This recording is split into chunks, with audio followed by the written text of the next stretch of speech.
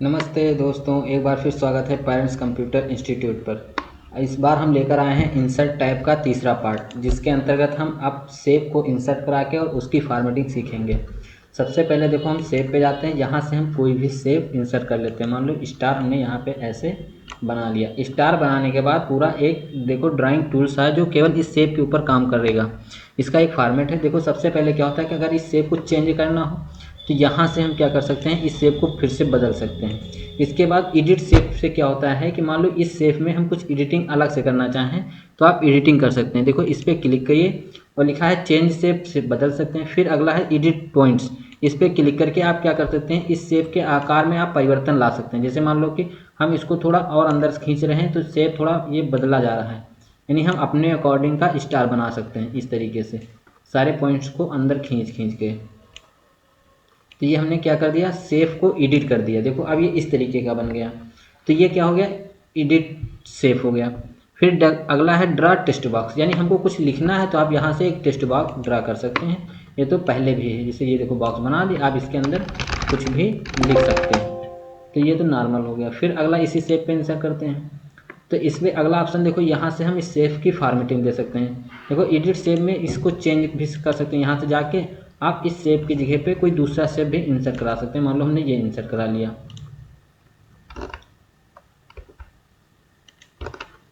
तो ये shape insert कराया, तो इसमें यहाँ से आप बहुत सारी इस शेप की डिज़ाइन आप चूज़ कर सकते हैं। जो कलर जो डिज़ाइन आपको पसंद है वो आप यहाँ से अप्लाई कर सकते हैं। फिर इसके बाद इस पर आप फिल कर सकते हैं कि इसके अंदर फिल कौन सा कलर करना है। तो जो कलर आपको यहाँ से फिल करना है वो आप फिल कर सकते हैं, या नो फिल पे नहीं फिल कर सकते हैं। फिर पिक्चर फिल करना है तो आप इसके अंदर कोई पिक्चर भी फिल कर सकते हैं, या ग्रेडियंट फिल कर सकते हैं। ग्रेडियंट इस तरीके से देखो अलग अलग ग्रेडियंट मिल जाएंगे। या तो आप टेक्सचर भर सकते हैं, इसके अंदर बहुत सारे टेक्सचर आपको मिल जाएंगे, इसलिए हमने टेक्सचर भर दिया। फिर इस प्रकार ये शेप के फिल का काम हो गया। फिर शेप की आउटलाइन पे अगर वर्क करना है तो आप शेप की आउटलाइन पे जाएंगे। आउटलाइन किस कलर की रखनी है वो आप यहाँ से कलर चूज़ कर सकते हो। देखो इसके बारीक में इसमें कलर रेड कलर की आउटलाइन हो गई। अगर इसी आउटलाइन को आप चाहो तो मोटाई में बढ़ा सकते हो, विद इसकी बढ़ा सकते हो। जैसे हमने ये देखो रेड कर दी, अब इसकी विद हमने आउटलाइन की बढ़ा दी। कुल मिला के ये होता है। आप चाहो तो डैश डैश में कर सकते हो। ये देखो अलग अलग डिज़ाइन की आउटलाइन मिल जाएगी, आपको जैसा पसंद हो वो आप कर सकते हो। ये देखो आउटलाइन इसकी डैश डैश में हो गई। तो इस तरीके से आप बहुत सारी आउटलाइन की डिज़ाइनें हैं, आपको जो समझ में आए वो आप लगा सकते हैं। तो ये कुल मिला के शेप फिल इसके अंदर फिल वाला कलर हो गया, आउटलाइन इसके बाहरी हिस्से का हो गया। फिर शेप पे इफेक्ट दे सकते हो। देखो इफेक्ट में बहुत सारे इफेक्ट हैं, आपको देख लो शेप कैसे आपको दिखाना है वो आप यहाँ से अप्लाई कर सकते हो। देखो इस तरीके से दिखा सकते हैं शेप को। फिर अगला शैडो के साथ दिखाना है तो आप शैडो के साथ दिखाइए। देखो इसके शेप के साइड में हल्की सी परछाई दिखाएगी, शैडो बन जाएगा, तो वो आप यहाँ से दिखा सकते हैं। फिर अगला देखो इफेक्ट में आप इसका रिफ्लेक्शन दिखा सकते हो, यानी इसकी परछाई कहीं अलग देखो बन रही है, ये इस तरीके से हम दिखा सकते हैं। ग्लो लगाना चाहें बैकग्राउंड में कोई ग्लो लगा सकते हैं। ये देखो इसकी साइड में हल्का सा कलर आ गया, ये ग्लो हो गया। फिर अगला देख लो, इसके साथ बहुत सारे डिज़ाइन भी मिल जाएंगे, पॉइंट्स वाइज आप इसको बना सकते हो। फिर अगला देख लो, इसमें 3D में आप देखना चाहो तो 3D में इसी शेप को कर सकते हो। जैसे ये देखो 3D की तरह हो गया। तो ये हम शेप की पूरी फॉर्मेटिंग सीखे। फिर आगे आ गया शेप के ऊपर टेक्स्ट। मान लो इसी शेप में हम कुछ लिखना चाहें, चलो इस शेप को हम वापस से चेंज करते हैं। चेंज करके हम कोई दूसरा शेप इंसर्ट कर लेते हैं। मान लो कि ये शेप में इंसर्ट कर लिए, ठीक है। अब इसको रीसेट कर देंगे, यानी इसकी फॉर्मेटिंग को हटा देंगे। तो इसकी फॉर्मेटिंग हटाने के लिए आप इसको नॉर्मली इस पे जाओ डिज़ाइन पे, और यहाँ से कोई नॉर्मल डिज़ाइन ले लीजिए, जैसे ये डिज़ाइन ले लिए। अब हम कुछ लिखना है, जैसे मान लो कि ये इसमें लिखना है टेस्ट, TEXT। अब ये टेस्ट लिखा तो ये बहुत छोटा है, तो इसको आप सिलेक्ट करके इसकी साइज़ को आप बढ़ा सकते हैं। तो इसके लिए आप होम पे जाके और इसकी साइज़ को इंक्रीज़ कर लीजिए। और देखो साइज़ को हमने यहाँ से बड़ा कर लिया।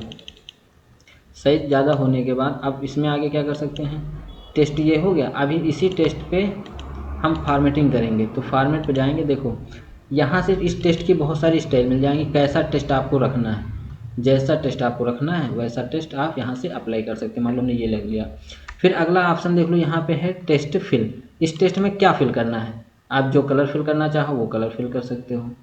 फिर अगर ग्रेडियंट भरना चाहो तो ग्रेडियंट भी भर सकते हो। ये देखो हमने ग्रेडियंट भर दिया। ये टेस्ट पे फॉर्मेटिंग करेगा। कलर भरना चाहो कलर भी भर सकते हो, ये देखो।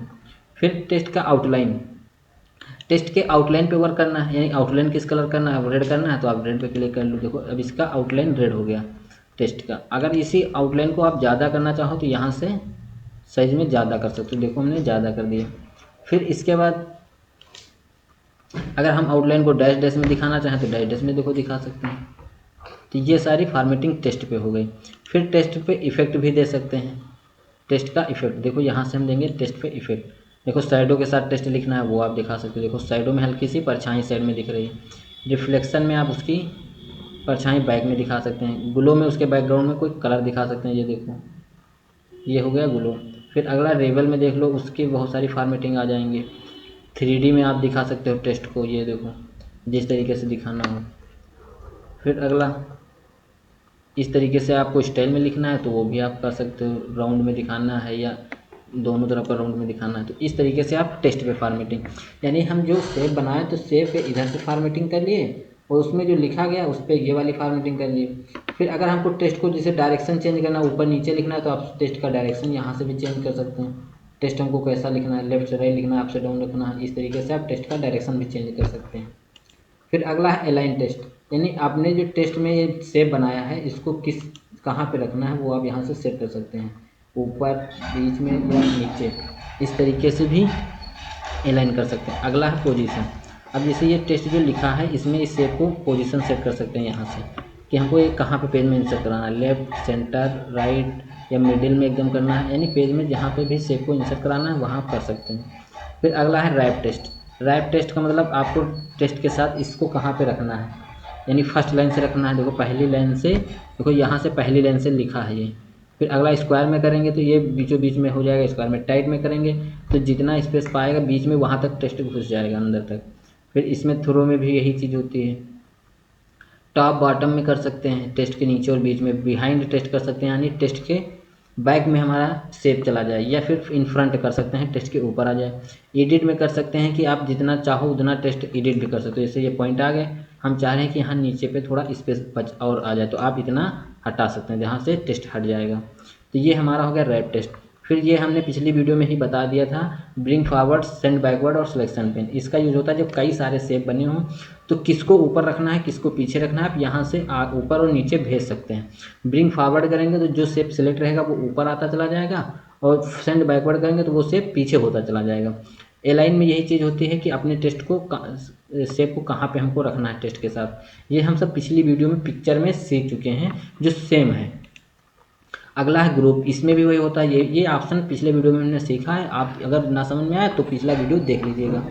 इस टोटल ऑप्शन वही रोटेट करना, ग्रुप करना और अलाइन करना, फिर इसकी साइज को इंक्रीज और डिक्रीज करना, ये सब हम पिछली वीडियो में जो पिक्चर वाले में सीख चुके हैं सेम वही ऑप्शन यूज़ करेंगे। इस प्रकार हमने कंप्लीट शेप की फॉर्मेटिंग सीख ली। अगर इन्फॉर्मेशन अच्छी लगी हो तो वीडियो को लाइक करें और ऐसे ही वीडियो देखने के लिए हमारे चैनल को सब्सक्राइब करें।